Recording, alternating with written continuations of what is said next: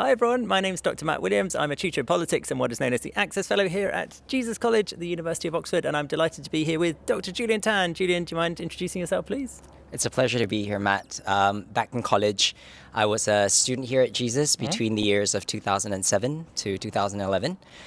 Currently working in the big city of London, leading strategy for a FTSE 50 company. Nice. And also a recent author as well. Absolutely, yes. Well, that's what we want to talk about, which is your fantastic book, From Nowhere to Somewhere, which is a really helpful guide on your experiences of the universities of Oxford and Cambridge. So what led you to want to write this book? You know, when I got into Oxford, it completely changed my life. And, I grew up in a very small and sleepy town in Malaysia.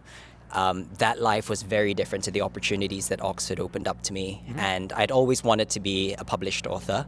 I took some time out last year to really try and figure out how to live the life that I wanted to live and decided to go after my dream. And it felt very natural to write this book because it not only covered my own journey, but I felt like it would be very helpful for aspiring Oxbridge students to navigate the application process and figure out how to turn their dreams into reality. Well, that's it. So you provide lots of helpful advice to prospective students on just how the universities are structured and things about the colleges. But there's also quite a lot of really interesting psychological advice, which I'm going to ask you about a bit later. But I always ask interviewees to give me 3 words to describe the University of Oxford. And if I could be cheeky, I might ask you for 3 words for Cambridge as well, because of course you've been to both. So let's start with Oxford. What 3 words would you say for Oxford? 3 words about Oxford. Magical. Nice. Transformative. Yeah. And meaningful to me personally. Meaningful, okay, yes. I like that. For Cambridge, the 3 words, idyllic. It's a very pretty city. Absolutely. It was, I would also say it is a very, I'm struggling I here. know, I put you on the I'm spot. struggling here. Maybe it's meant to be. But I think for a Cambridge, it's also where I made some of my best friends. Nice. So, I would say very happy memories Excellent. as well. Yeah. And I think the third word to kind of describe Cambridge for me is I spend a lot of time in the market. So I would say the food there was also a special highlight. Because I think sometimes people get the impression that Oxford and Cambridge are these ferocious rivals, that we can't stand each other. It's not really true, is it? No, it's not. It's very amicable. I was, when I got my offer to go to Cambridge while I was still at Oxford, I remember feeling a little bit apprehensive about sharing the fact that I'd gotten into Cambridge. Right. But then when I shared it with my friends, everyone was like so welcoming and so happy about it. But 2 very great institutions. Absolutely. So just going back to the book, I'll provide links, by the way, in the description. So if you're interested to check it out, you will be able to. But one of the points you make quite early on is that you should visualize your dreams. You took a habit of writing down things that you were hoping to aspire to on post-it notes and sort of sticking them on your wall so that you had to look at them on a regular basis. Could you tell us a bit more about that? I find that a really interesting approach. Yeah, I felt that was a really helpful way for me to make something that was a really, really almost impossible dream feel possible. And I think when you're able to articulate that dream very concretely and write it down on a sheet of paper that you see every day. So I would wake up and see getting into a top university. Right. That's the last thing I would see as well before I go to bed. And when I'm studying it, that's the thing that I see all of the time. So it helped me sort of make something that felt impossible real. And I think that first step of actually believing something that's impossible is really the hardest step, but also the most powerful and transformative step. I guess it keeps you accountable as well, right? Because you're always looking at it. You can't escape it, sort of reminding you. But not in a sort of judgmental way, I suppose. Is that right? Yeah, I think it's a constant reminder, and it keeps you focused, because there will be some days that you're like, sometimes things don't go the way that you want it to go, and you may feel a little bit demotivated. Yeah. But then when you see what you're actually working for, it kind of brings you back on track.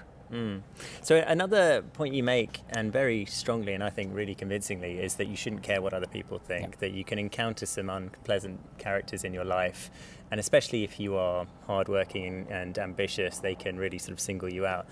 So do you mind telling us a bit more about that advice, and if you don't mind sharing some of your experiences in that regard? Yeah, so I grew up as a very unusual kid. Okay. I grew up as a kid who really loved learning. I was a very curious kid from a very young age. Yeah. And so what that meant was when I went to school, one of my happiest moments is like learning about new things, learning about new physics theory, for example, would really excite me. Right. And at the time, I was also a little bit of a heavier kid. So you've got this slightly heavier kid who loves studying. I was a target of a lot of bullying actually growing up. Right. When all I wanted to do was just to study, and I learned at a very young age, because I had set those dreams for myself that I wanted to get into a top university. I could sort of latch on to that and say, why do I need to care about what other people think of me if what I'm doing isn't harming anybody? Yep. If what I'm doing is ultimately, in service of my broader dreams, then I should absolutely go for it. So I remember when I was probably around the age of 11 or 12, I wrote down on a piece of paper saying that don't care what other people think of you. And it's a piece of advice that continues to be a constant reminder for me, even in my professional life these days. Right. It's something that I hold very close, and probably I would say a lot of the success that I've experienced, throughout my life is thanks to that piece of advice. Yeah, because I don't know if this relates to you at all, but I've found that the worst bully in my life has usually been myself, just echoing lines that actual bullies have been saying. And I suppose, is that part of the process, is just making sure that your inner resolve, your inner sort of self-care is strong? I think so. I think for me, it was actually more external. Okay. And so it was actually sort of blocking those pieces out, because I was very lucky. I had a very strong foundation in the sense that both my parents were very loving parents. So I knew that whatever happened in school, I could always come back to a place that was safe. So, internally, I didn't find myself sort of berating myself or kind of repeating what other people were saying. It was more sort of blocking out the noise and just focusing on me.